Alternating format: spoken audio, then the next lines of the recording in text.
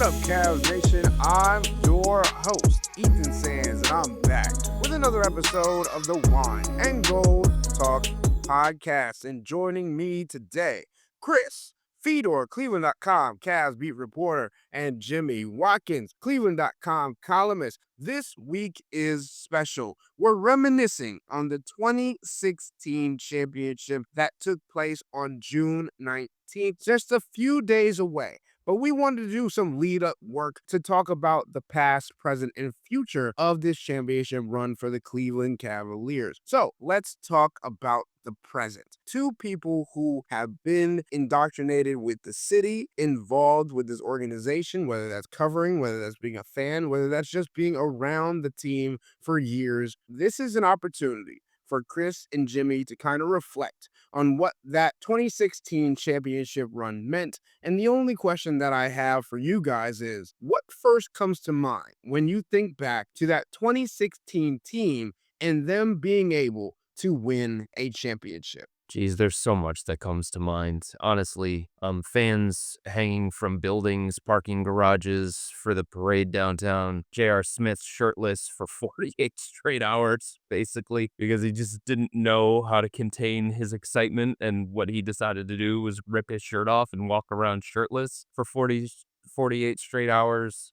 The other thing that stands out is Klay Thompson's comments toward LeBron James that LeBron James was then informed of in a press conference that same day, and he kind of chuckled, where Klay said it's a man's game, and I guess LeBron just got his feelings hurt. Kyrie, LeBron in Game 5, just so many different things, and I think that's the beauty of the championship run, and I think that's the beauty of the Cavs championship, is that there are different moments throughout the course of that are going to resonate with people. You're always going to remember where you were. You're always going to remember the feelings that you had. You're always going to remember little moments throughout the course of that series. And it's just one of those things that whether you were surrounded by loved ones or strangers, you all felt the same thing. There was a togetherness. There was a love for the team. There was a belief in that team. There was just like a sense of relief when they got it done and a sense of euphoria all at the same time. So I think there was a lot, obviously. But I think that's the great thing, is that you could ask probably 100 different Cavs fans about the moment that stands out to them or the picture that's in their head. And I don't know that everybody will have the same one. Sure, the shot, the block, the stop, all of that kind of stuff. But there were also little things within that NBA Finals and that championship win that the Cavs had that snapped the championship drought in this city that are always going to resonate with people. And I think that's just really, really cool. I remember these finals being filled with tension and weight and nerves. There was so much at stake in this series.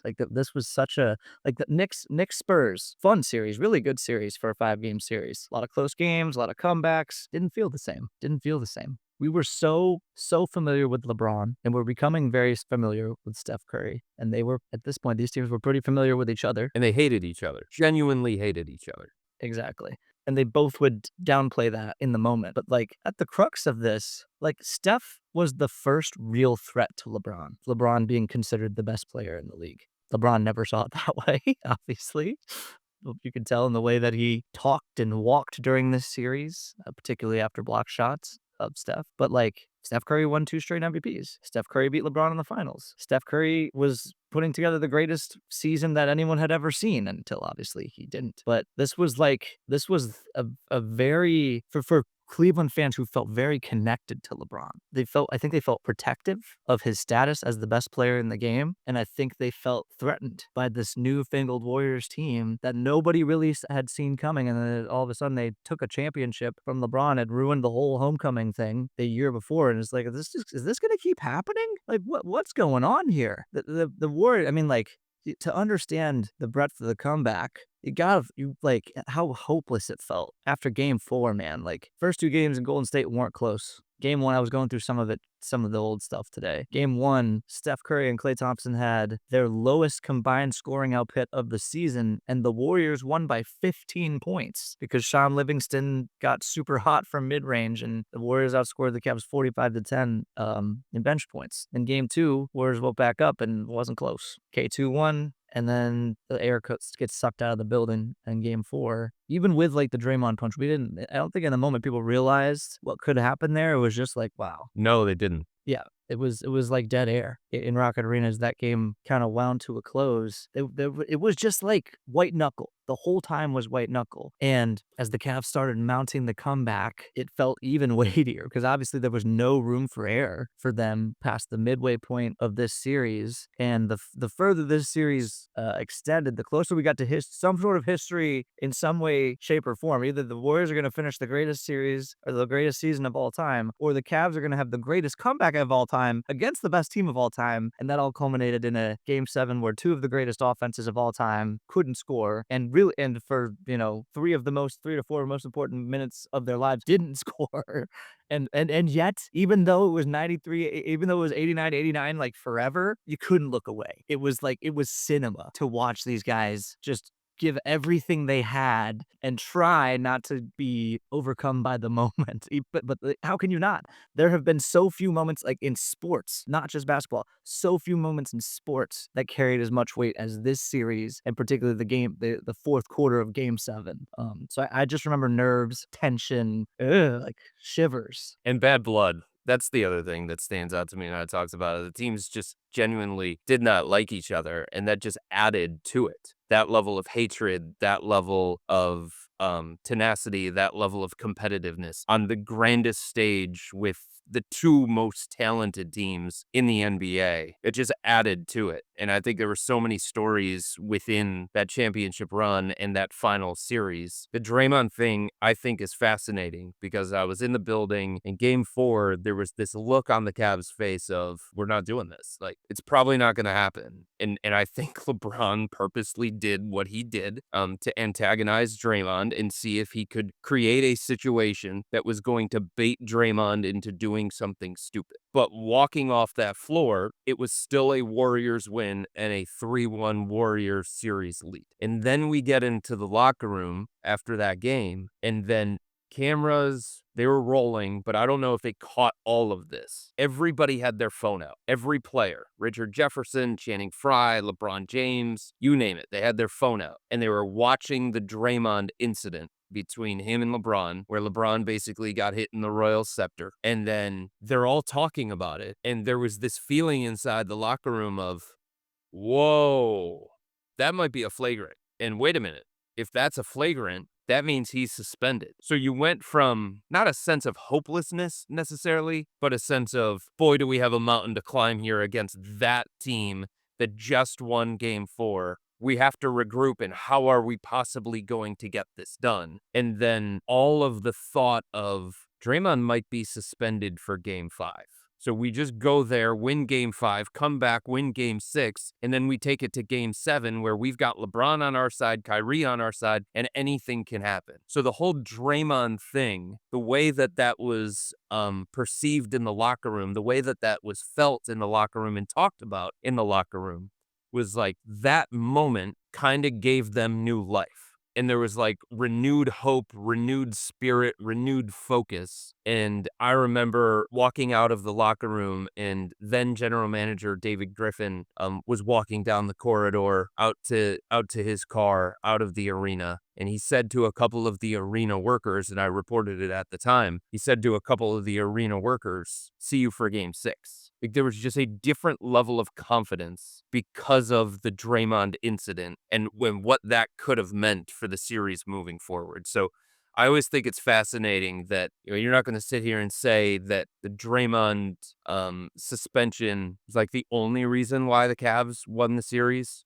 But you certainly can't tell the story of the Cavs winning the NBA championship without talking about the magnitude of Draymond's suspension and what that did to the Cavs locker room and what that did to the feeling around the team of how they could possibly go about coming back from a 3-1 series deficit. Another thing about this series that is highlighted by the whole Draymond thing is like there are so many the characters in this series, they are frozen in time as like the perfect emblematic versions of themselves. in this series, right? Like for Draymond, he's the defensive engine. He's at the peak of his powers. He's guarding point guards. He's guarding centers. He's guarding LeBron James, like incredible. And to do that, he needs this edge. He needs this. He needs to walk this line of like what's legal and what's not within the rules. You know what I mean? And he needs to try to play this mental warfare game with other players, right? And like it becomes a situation where your strengths are your weaknesses. And the fact that Draymond gets suspended in this series is kind of perfect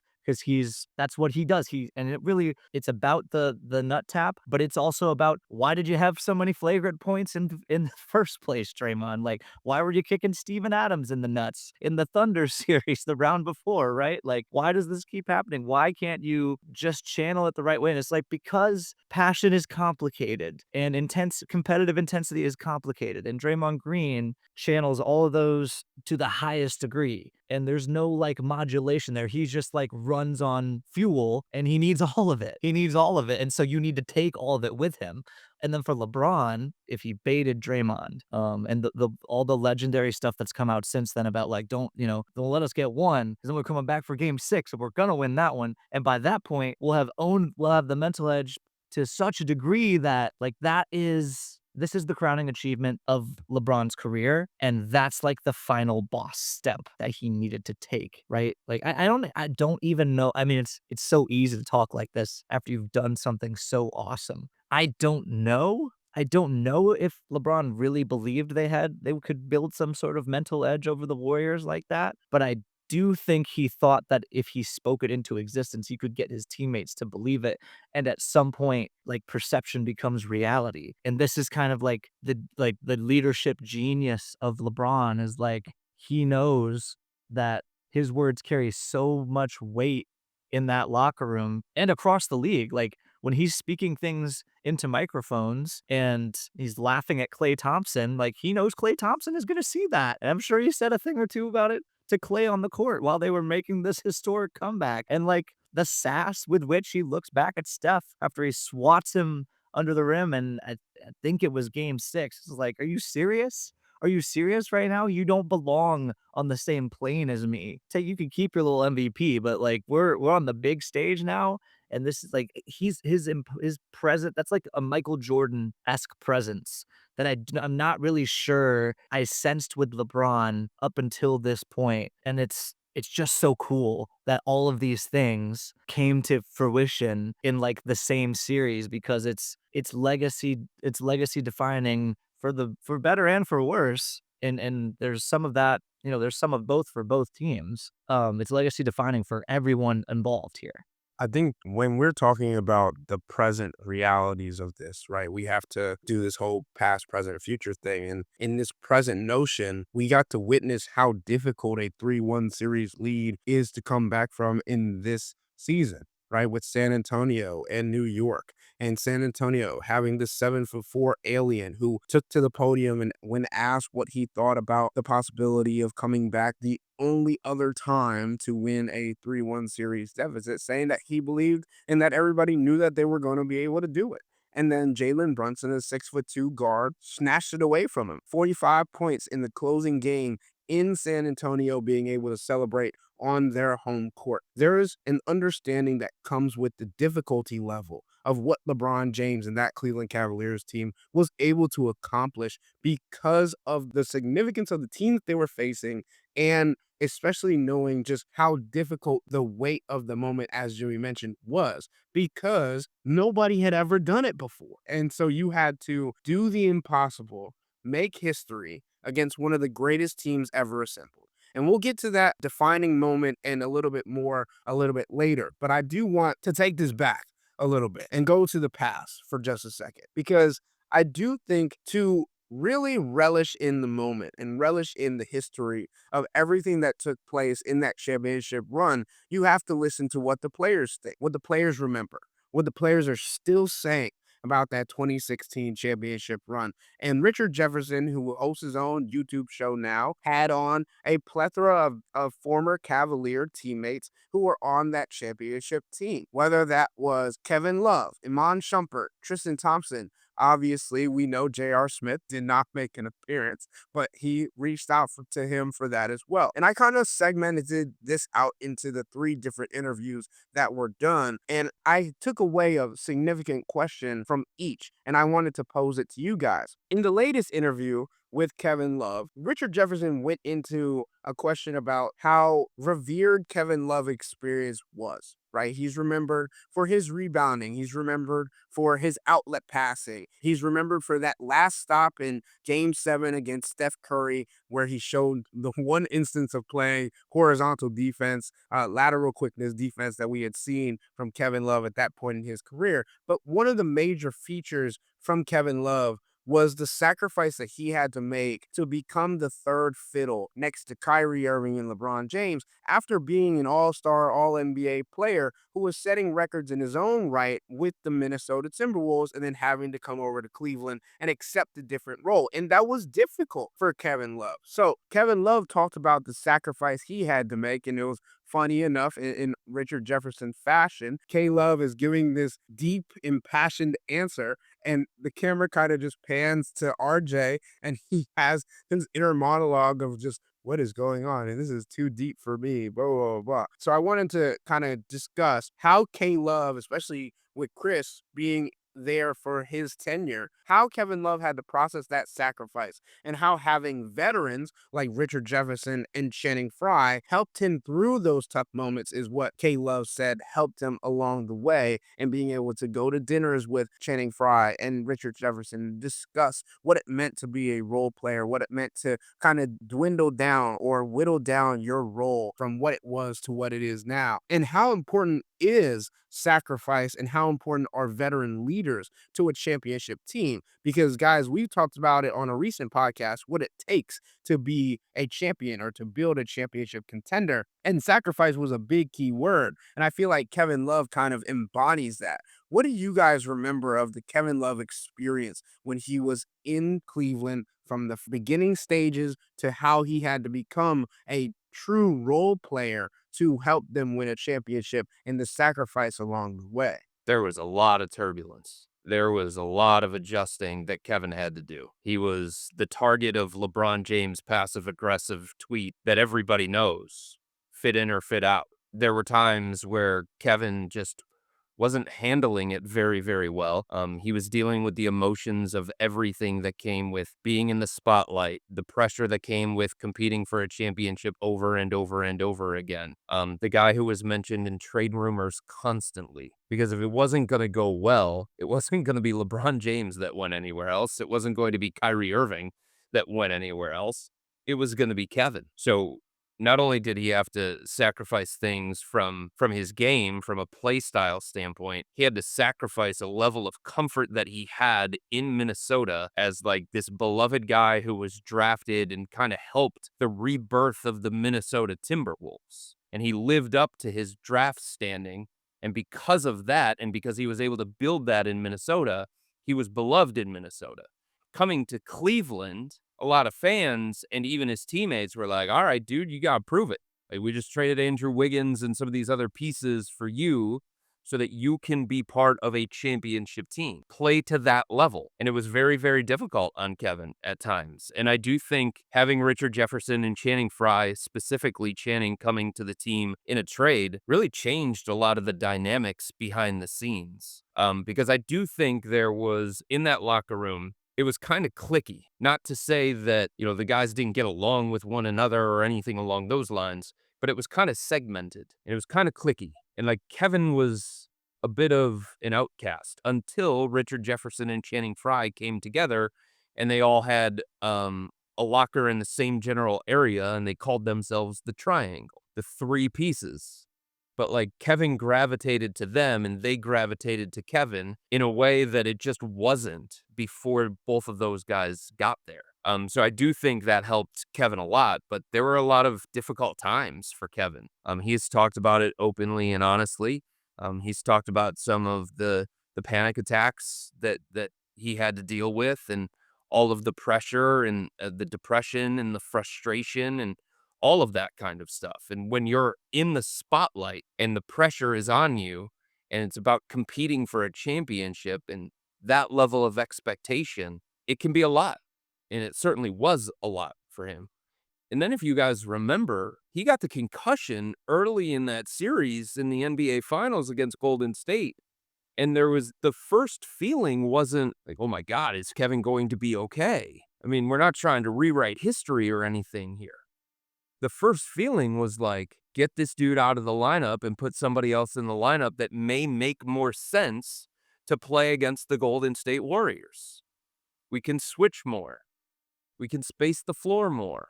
We can be more athletic. We can be a little bit faster in the way that we play.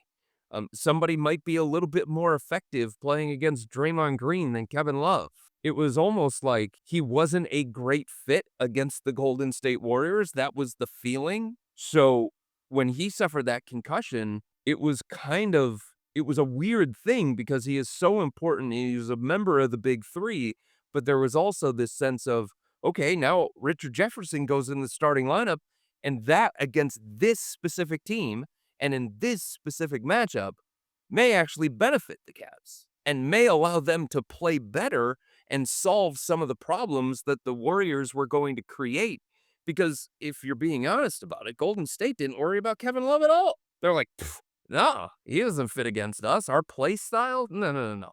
We're worried about Kyrie. We're worried about LeBron. We're worried about guys that look and play more like Richard Jefferson than guys that look and play like Kevin Love. So that was probably hard for him too, because he's finally there. He's in the NBA Finals. He doesn't have his shoulder ripped apart by Kelly Olynyk this time in a playoff run. And he's like, finally, this is my chance. Redemption, validation, all this kind of stuff. And then it's ripped away from him because he suffers that concussion. So that was difficult on him as well. And for him to recover from that and then, make the impact that he made in Game 7, obviously everybody talks about the stop on Steph Curry, but it was his rebounding, it was his physical presence, second chance opportunities in a game that was basically a rock fight. All of that stuff was really, really important to the Cavs' success. So to see him, come back and overcome that level of adversity after everything that he had gone through early in his transition from Minnesota to Cleveland, as a human being, like, you couldn't help but feel really, really good that he was finally able to have that moment. Because like I said, there were a lot of really, really tough times, and there were a lot of times where you wondered, does he fit with this group? Does he fit with LeBron James? Does he fit as a member of this Big Three? Or should they go a different direction? Can they go a different direction? And then obviously he lasted a lot longer than the other guys for a variety of reasons. And he kind of calls Cleveland his second home. So just given everything that he went through from a human perspective, from an emotional perspective, really, really good to see that Kevin has been embraced the way that he has by this fan base, because he didn't have it easy, and he has earned that level of appreciation from the fan base. Chris, I'm glad you brought up the concussion, because that was another major portion of his conversation with Richard Jefferson, talking about the emotion behind that, how that was one of the hardest portions of his career to that point, right? And obviously having argued with some of the internal personnel from the organization when it was about to come out that he was going to be ruled out for Game 3 of that series. And obviously Richard Jefferson getting the start. And Richard Jefferson remembered or called back to a memory of what it was like in the locker room, what it was like pregame, and then getting told that he was going to be entered into the starting lineup, the opportunity that came with that, the weight of the opportunity that came with that. And then obviously he didn't have a huge game, but he played 33 minutes. He had 9 points, 4 of 7 from the field. He was a plus 11 on the floor in that contest. And the first person he saw after the game, as they were walking off the floor in Cleveland after a 120-90 win to cut the series deficit to 2-1, was Kevin Love, and how emotional that was for him, how empowering that was for their relationship, to know that as much as he wanted to compete, as much as Kevin Love wanted to be out there, as much as Kevin Love wanted to get back into the environment of competing and rewriting his narrative as a playoff player and all these different things, he pointed at Richard Jefferson and goes, that's what we needed. And that togetherness, as much as there's dysfunction, and we'll get to that in a second, I think is powerful because of the sacrifice that K-Love had to endure throughout that season, but also understanding what Richard Jefferson in himself meant to Kevin Love that season, and Channing Frye as well. Yeah, those guys really helped Kevin. I don't want to say that they saved him, but they provided something for him that wasn't previously there in the locker room. And James Jones was part of that too. And Kevin has great appreciation for James Jones, and James had been in Miami and stuff like that. But when I was talking about the cliques within the locker room, it didn't feel like Kevin was a LeBron guy. LeBron had his guys. Obviously, James Jones, J.R. Smith, he vouched for him. Kyrie kind of gravitated towards Shump. There was just like a lot of that within the locker room. And Kevin, at times, it felt like, he was an outsider that was, to use LeBron's term, trying to fit in, trying to find his place. Okay, where do I fit in this locker room? Where do I fit in the hierarchy? Where do I fit in the leadership structure? Where do I fit on the court? Where are my touches going to come from? Where are my shots going to come from? There was just a lot of stuff that Kevin was trying to figure out, and it wasn't always easy. And Richard Jefferson and Channing Frye, and the way that they could lighten things, the way that they could get on a group chat and talk to each other.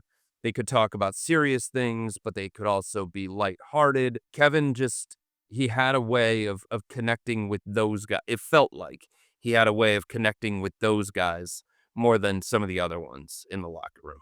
Kevin Love gets traded if they lose this series. Probably. I think that's fair to say. And we were talking about rewriting his playoff narrative. He was writing his playoff narrative during this run. Prior to this run, he had played 4 playoff games before Kelly Olynyk yanked that shoulder out. And that was like part of the the Cavs trade for him, was like, this is a dude.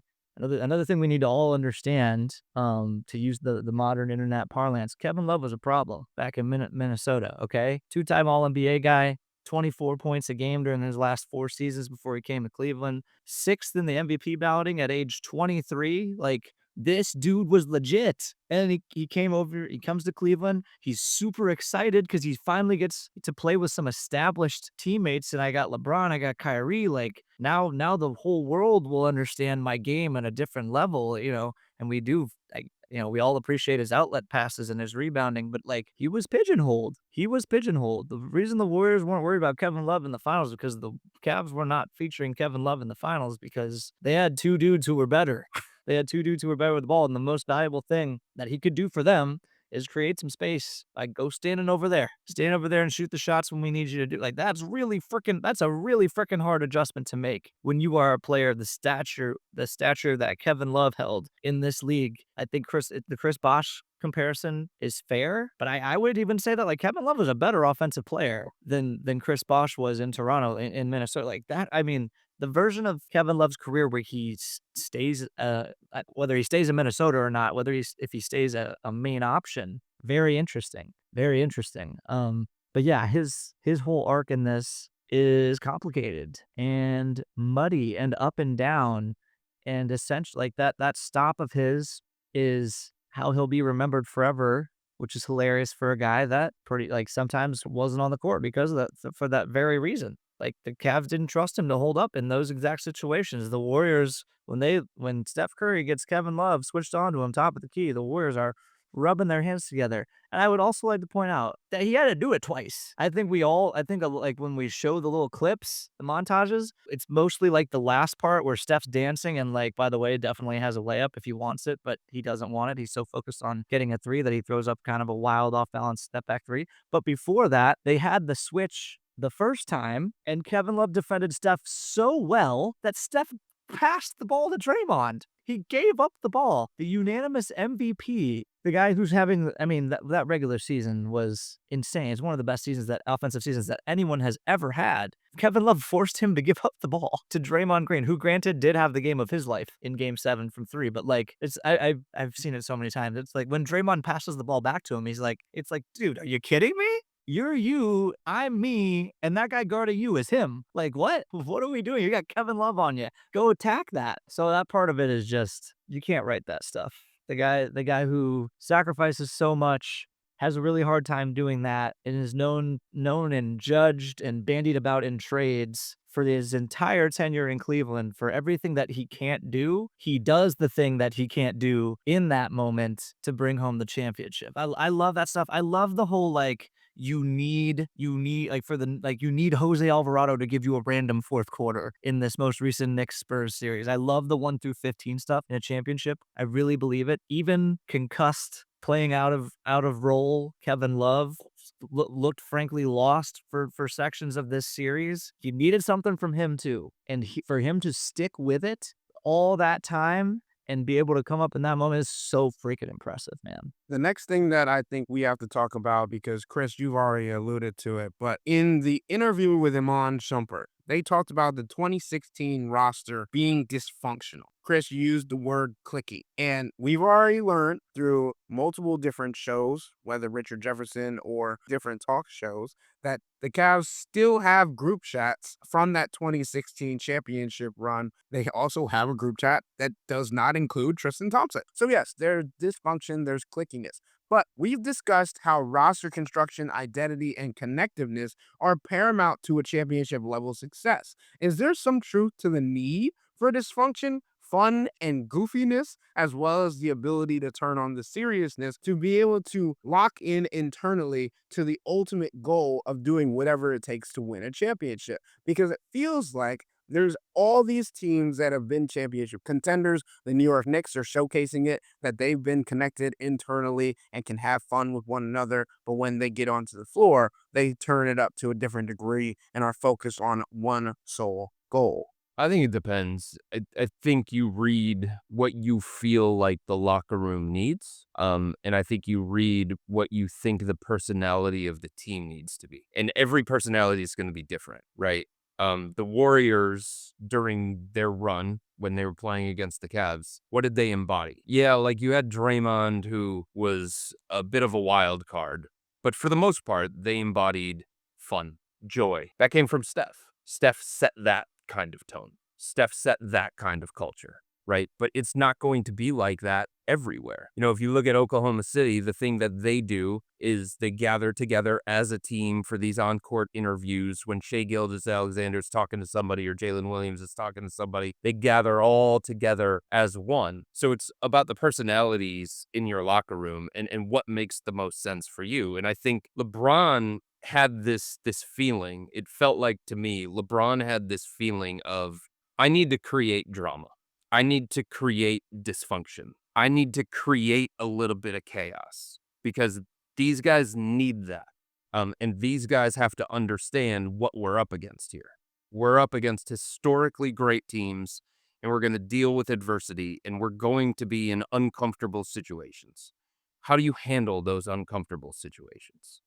There was a moment in the Kyrie Irving, LeBron James relationship where LeBron just let Kyrie dribble to nowhere. And he just stood there and he gave the ball to Kyrie. And he was basically teaching him a lesson of, your way is not going to work. Like, your way might get you points, but we're not going to win this game. So I'm going to let you do what you think needs to be done here. And I'm just going to stand in the corner. I'm going to let you fail on your own. He did that on purpose because he was trying to teach Kyrie. Kyrie had a bunch of bad habits from the early time that he came to the Cavs, and they were losing games over and over and over again.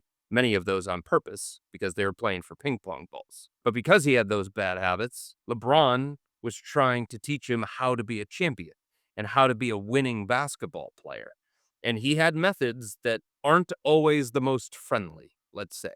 He had methods that aren't always ones that resonate with everybody. But I think because he knew what the Cavs were up against and what they were competing for, it felt like, to me, he was creating a little bit of adversity as much as he possibly could so that those guys could understand, okay, when that hits, this is what we have to do to overcome it. And he always had this phrase that he used about learning how to be comfortable in the uncomfortable. And the playoffs can get really uncomfortable, and the NBA Finals can get really uncomfortable, and playing in Oracle Arena can be really uncomfortable, and playing against Draymond Green and Steph Curry and that talent level can be really, really uncomfortable. You have to learn how to be comfortable in those moments. And I think because LeBron created that level of dysfunction, the Cavs had to learn how to deal with dysfunction.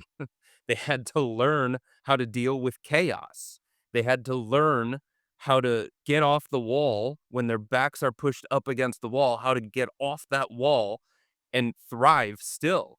And I think it's because LeBron recognized, like, the group that he had specifically needed that, or he believed the group that he had specifically needed that. And it turns out he was right, because it worked for them. It doesn't work for everybody. Dysfunction doesn't work for everybody. Chaos doesn't work for everybody. But it worked for that group. It's another notch on the LeBron leadership genius belt. It's not enough for me to tell you what needs to be done. I'm going to show you. Or I'm going to let you show yourself, actually. Let you do a little method acting and figure out how this is supposed to go, right? And this is why sometimes LeBron just gets tired of guys and guys get shipped off. Because, like, we've talked about this before, looking ahead at potentially a reunion here. Doesn't look super likely on June 15th. We'll see. But if LeBron were to come back, like, who's going to survive that? He's a harsh judge of coaches, of teammates, of whoever. Like David Blatt, LeBron got to, like, the All-Star break. He was like, nah, this guy doesn't have it. He's got to go.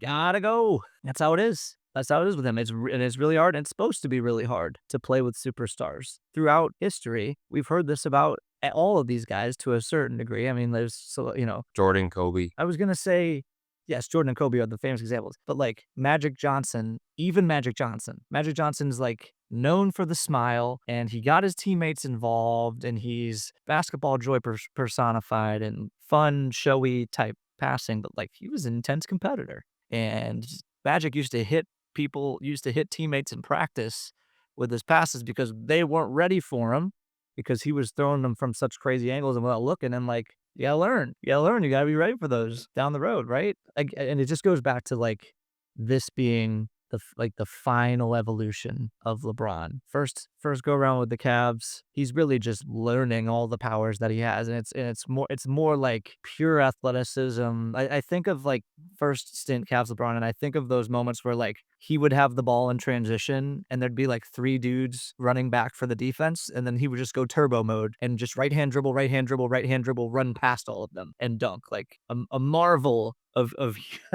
human athleticism. Miami, it's taking lumps and learning what it's like to be a villain and understanding from Dwayne Wade how to win a championship. And then here it's applying and spreading those lessons in his own teaching style to a team that didn't have a ton of playoff experience before he got here. So yeah, you could disagree with his methods. I think many people did at the time and maybe still would, but it worked. It worked. He put those dudes through hell, and they came out on the other side stronger for it in the big moments.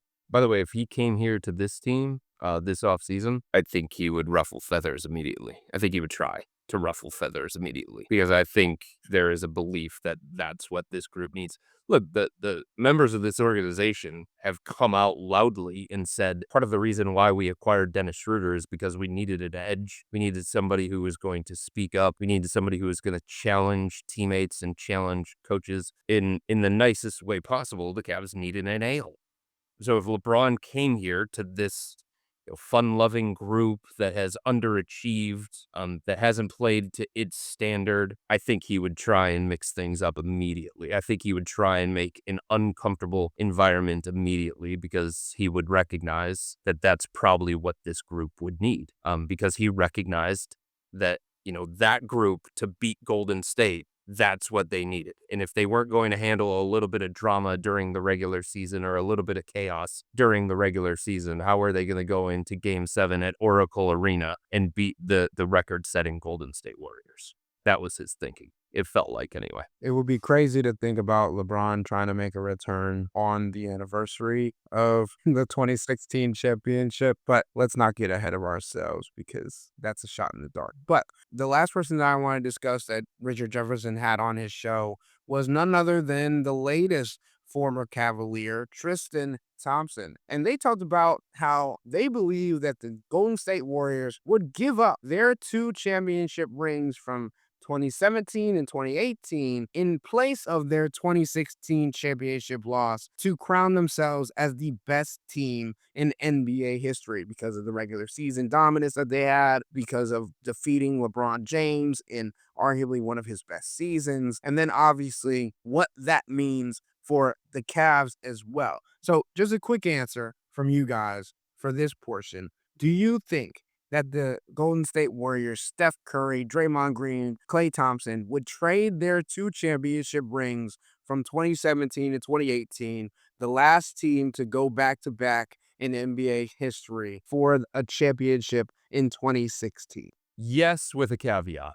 But I say yes because not all rings are equal. Not all championships are equal. Some just have more historical context to them, and some just have more meaning to them. There is nothing that LeBron can do throughout the rest of his career that can equal coming back to Cleveland and winning the 2016 championship, given everything, especially because it came against the record-setting Golden State Warriors, the arch nemesis of Cleveland, and it was the 3-1 comeback. So you put everything together, even his first championship that he won, the first one of his career, it's never going to add up to what the meaning of 2016 was for him.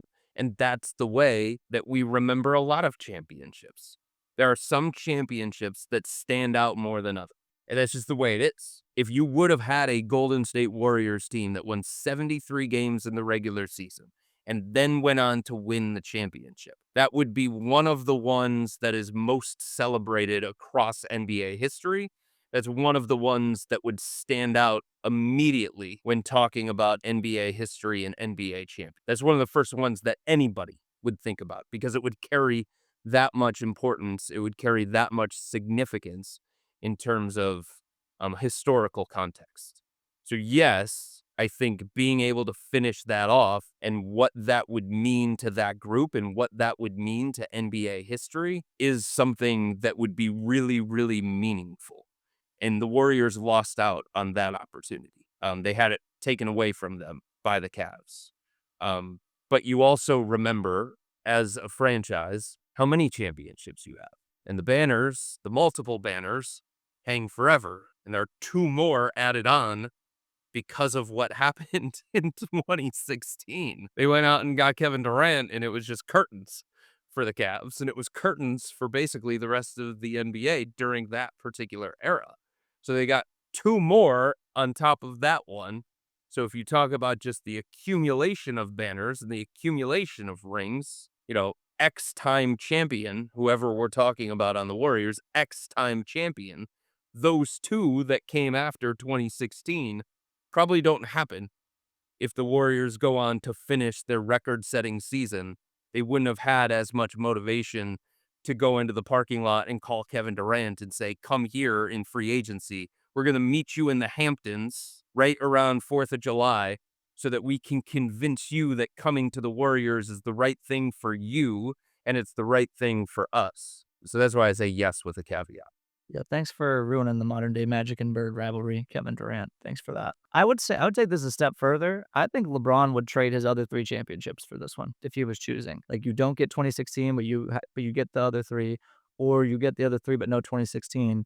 It's not only the crowning achievement of his career, it's a healing of a really rocky relationship with his hometown. This is like the fulfilled promise of coming back home and winning a championship. And to even go further back, like, the decision absolutely ripped this city's heart out and pissed people off. The anger was visceral. I mean, they threw batteries at the dude when he came back, that's not a statement of condoning it. That's just to highlight how mad people were at LeBron for leaving in the manner that he did, right? Like, I think a lot of people who were burning jerseys or throwing batteries or doing anything like that would probably look back on that and say, yeah, got carried away there, shouldn't have done that. But it was because he was billed to them as their own.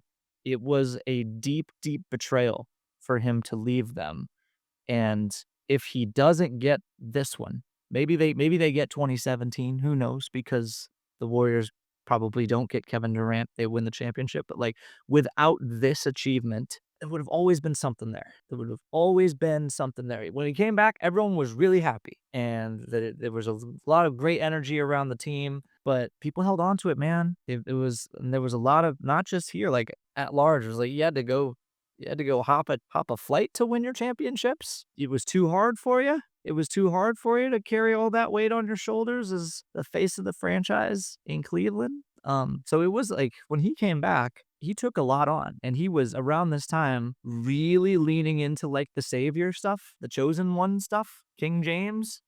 And he was very openly talking about chasing, like literally saying, I am chasing a ghost. I am chasing Michael Jordan. That's what this is about. He's distanced himself from that since then. But at the peak of his powers, he was really chasing this. And he has said on his own airwaves that he thought this was the thing that put him over the top in that argument. So yeah, this is the weightiest championship in, I mean, probably ever, I would say. He didn't come back and get that championship.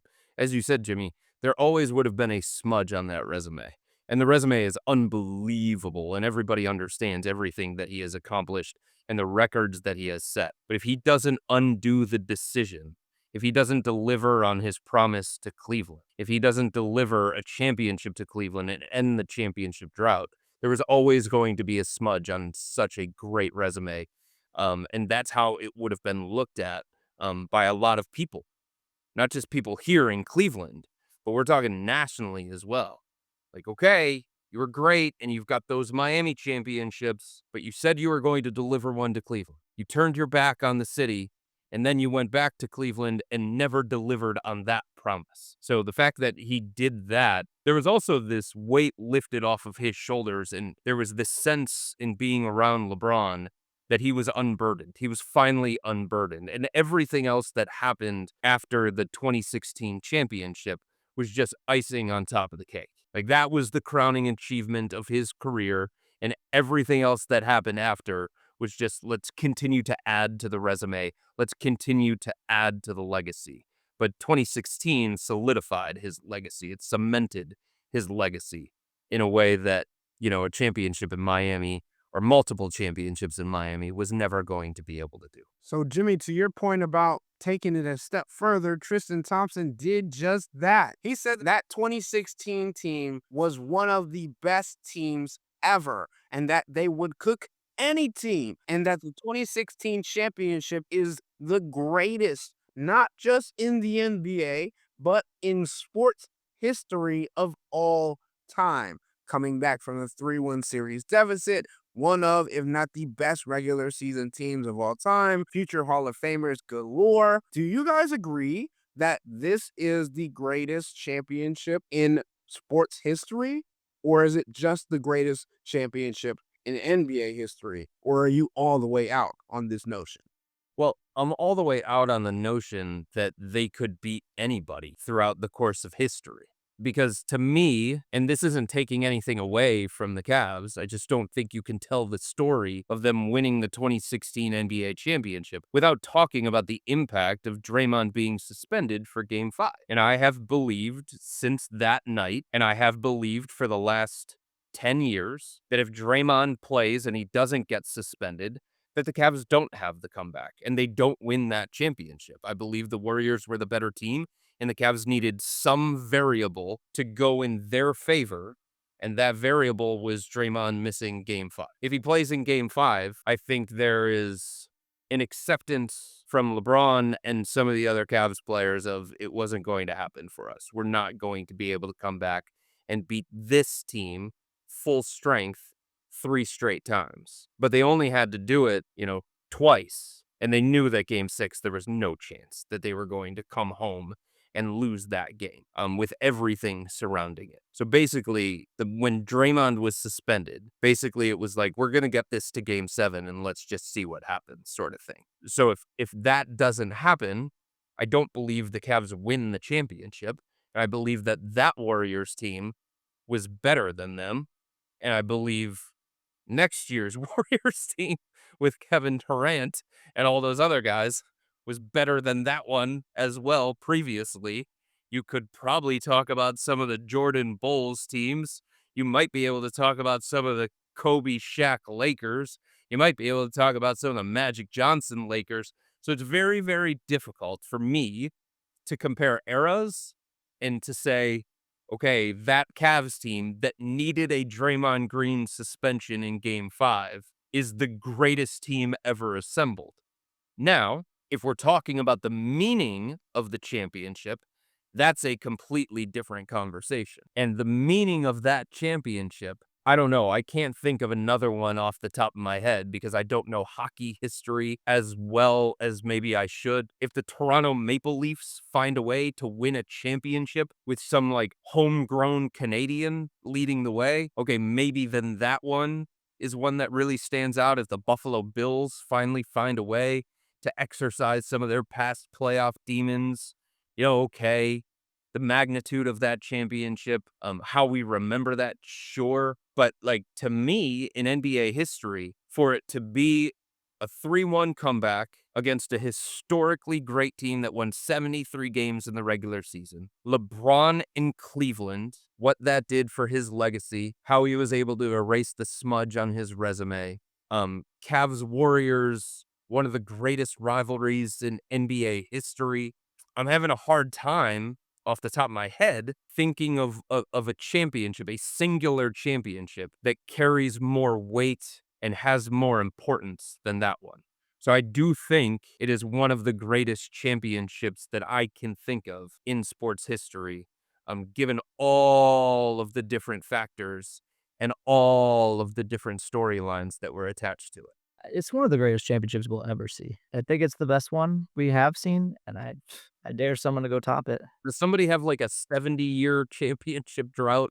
Exactly. The Cubs would, maybe throw some matches later in this year. It's crazy that we had both of these at the same time. But for starters, like the fact that it's a 7-game series, like you can play the best Super Bowl you want. It's just kind of hard to top 7 games with one. You know what I mean? And I'd say like people, this is a football town. I think we all understand that. I would argue it's even a baseball town second. Not when LeBron was here, but I think it's a baseball town after it's a football town. And obviously the Guardians haven't won in a long time. The Browns have never won what we call a Super Bowl. But like, can you imagine? It's like if the Browns won the Super Bowl against the Steelers, which is obviously impossible, with Patrick Mahomes playing quarterback. Oh yeah, and Patrick Mahomes is from Cleveland. No, that's probably not going to happen. I'll just proclaim that right here. Like, and for the Guardians, I guess like the Yankees, another team you can't play in the World Series. That's the rivalry aspect of it, and the investment that everyone had in LeBron because he's one of them.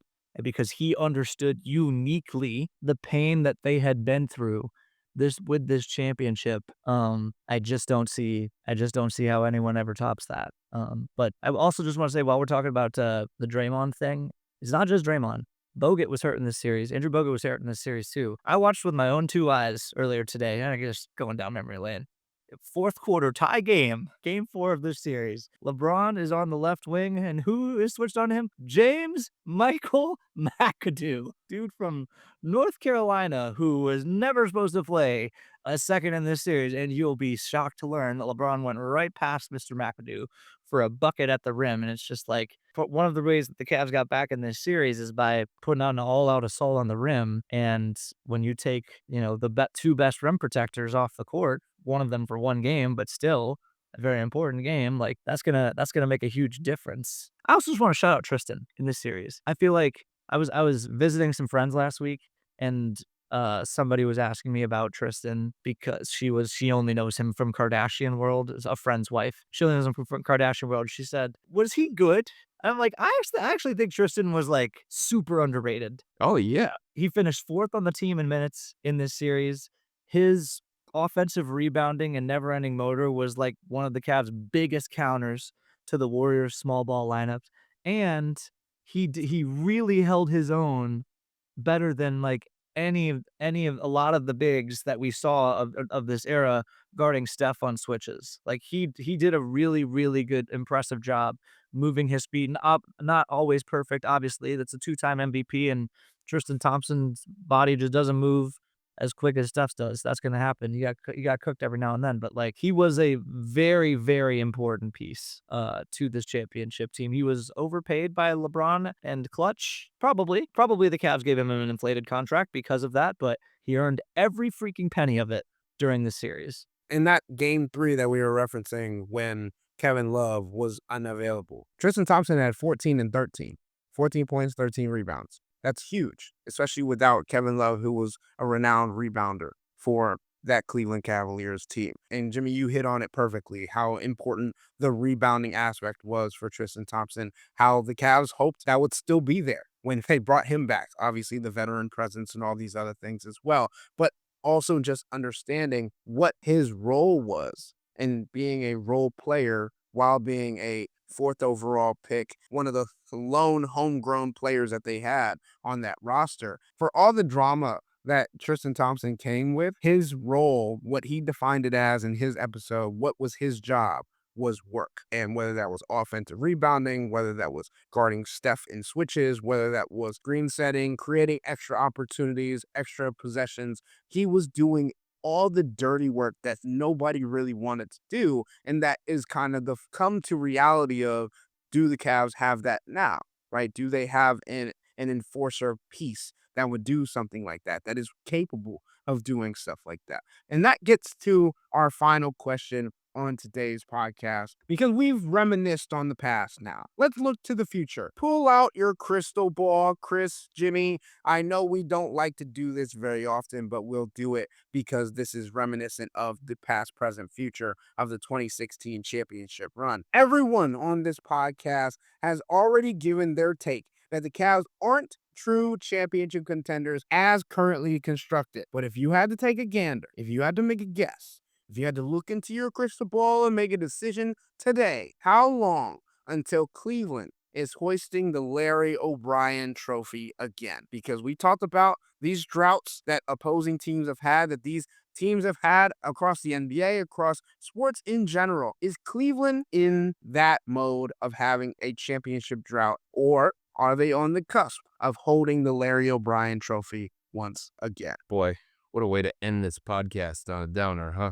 All I keep thinking about this week, guys, is we're having this reminiscing of one of the greatest championships in all of sports, is just how far away the Cavs are. And I started to ask myself earlier today, will this group ever do it?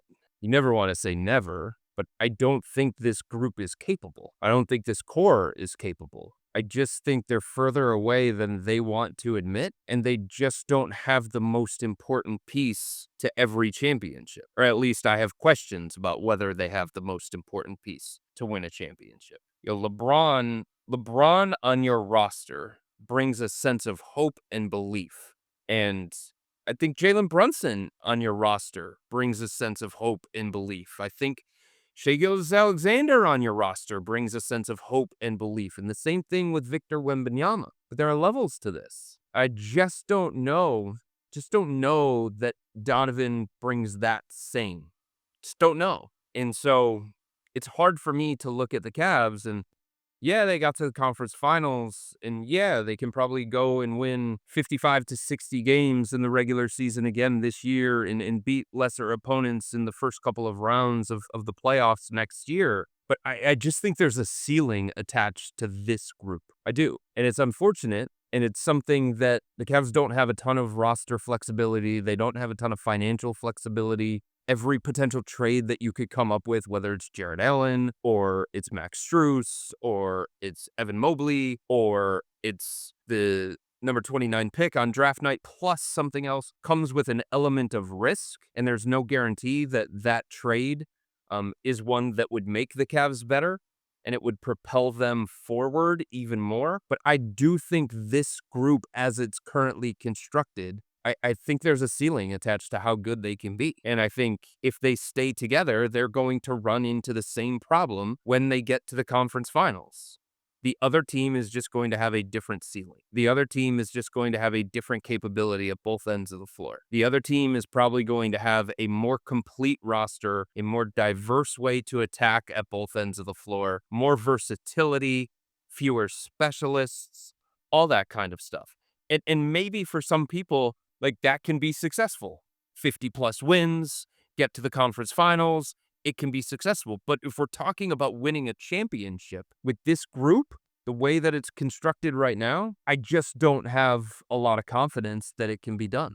don't believe in this roster construction. I don't believe the Cavs are going to make the kind of adjustments to the roster construction necessary to get this core there in the near term. And then it gets extra sad in here because I also don't think the Cavs are going to be in a position to be bad enough because remember, at least they have Evan Mobley. At least they'll always be able to win like 44 games around Evan Mobley. Even if Donovan goes and James goes, they have a high floor. Yay, high floors. We love high floors because there's the phrase that Chris used was no guarantee. Front offices love to use the words no guarantee to describe risk aversion. And it's like, yeah, there's no guarantee of anything in life. There's no guarantee that if I wake up tomorrow, knock on wood, and I go outside that I won't get hit by a bus. That doesn't mean I'm not going to go outside. There's no guarantee that trading for Giannis Antetokounmpo, who is still one of the 5 best basketball players on planet Earth, would help you win a championship. No guarantee, but he'd help your odds. He'd get you closer to it. And I just, like, if we, like, seriously, play it out. The Cavs keep doing whatever this is with James Harden, who's getting older, Donovan Mitchell, who's getting older, and those contract negotiations are going to get uncomfortable one way or the other. Either Donovan's going to say, hey, I'd love to sign that deal next year, and the Cavs are going to say, well, hey, we'd love for you to sign it this year, and we're not sure that we want to sign you to it next year, and we're not sure that you'll actually sign it next year. So that's fun. If you're left with Evan Mobley, that's not nothing. You can build around Evan Mobley, but Evan Mobley makes it harder for you to get draft picks that you're going to need to build the next contending version of the Cavs. The NBA is making it harder to get the kind of draft picks that you would need to make that kind of, maybe that's the saving grace here, is that Evan Mobley helping you be a play-in team after all this core washes out. Maybe that can lead to the number 1 pick and now you're off and running, but we're rolling the kind of dice that you don't want to be rolling. What I'm saying here is it could be a very long time. It could be a very long time if they don't seize this window. And to me, seizing this window doesn't mean and betting on internal improvement again. I think we've done that enough now. To me, seizing this window means making a aggressive win now trade that adds a proven championship caliber player to this roster. And there are people out there like that. Giannis Antetokounmpo, Finals MVP. Jaylen Brown's a Finals MVP. LeBron, if you can swing him, yeah, he's old, but he's still got some gas in the tank. Kawhi Leonard, 2-time Finals MVP. Let Kawhi. It would be so fitting if Kawhi's really extremely weird career ends with one of the weirdest stats in NBA history, where he joins this short list of guys who have won 3 Finals MVPs with 3 different teams. Sure, go do it. Did you see when you were watching the Darius Garland footage, hoping he didn't look too good? Did you happen to see that his teammate is still one of the best 10 players alive when he's healthy? Scary when he's healthy to throw on the ad of Kawhi Leonard, but like, go get one of those guys. If you want the answer to be in the next 10 years, then you're gonna have to go get one of these guys, because if you don't and you just keep playing this out, then like, I am a little bit worried about the answer to this question. Earlier into the summer, I said that this next season, the 2026-2027 season, will define what happens in this franchise for the next 5 to 10 years. That might be cutting it short. It could be longer than that. And that's what we're talking about here. The future of this franchise is dependent on what happens now, right? That's the beauty of the present. That's the weight of the present. That is what happens when you have 10 years ago reminiscent of what was and what could still be and what the expectations have been for the last 2 years now for this Cleveland Cavaliers team to get to the NBA Finals, and yet they still have not gotten to the NBA Finals. They got to the Eastern Conference Finals, whoopee. They punched through that ceiling of the conference semifinals. Donovan Mitchell has done it. He's finally checked that off his resume, but is he capable of leading this team further? So far, we haven't seen that. So far, we're still waiting for these answers. So far, we're waiting to see if this Cavs organization, if the front office is going to be gutsy enough to make the calls necessary, to make the decisions necessary to put this team back into championship contention. Because as we've said all summer thus far, this team as currently constructed is not a championship contender, especially in an Eastern Conference that is only going to get stronger. So the Cavs must go make one of these bigger moves of all the players that Jimmy has mentioned and try and get themselves closer. Marginal moves are nice. those probably go hand in hand. Look at what the New York Knicks did. But you have to go get the big fish to allow yourself to also make these marginal moves as well. So we'll have to wait and see what this Cavs team does over the remainder of this offseason. Guys, this podcast was a lot of fun getting to hear your guys' reminiscence of the 2016 season, going back and listening to some of the players and hearing where we are, and then again projecting forward to see what this Cavs team is going to look like over the next few years. I'm excited for this next season, but we still have a long way to go.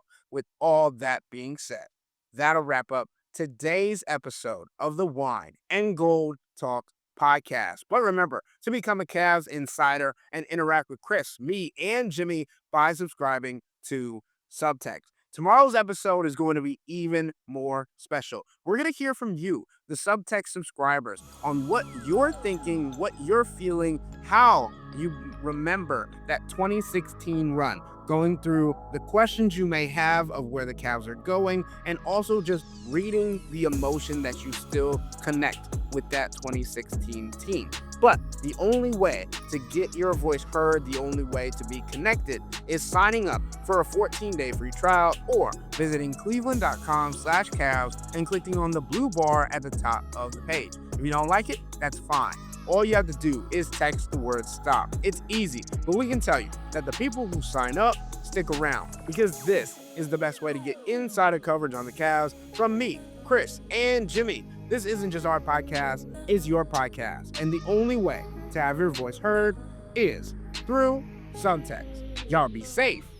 We out.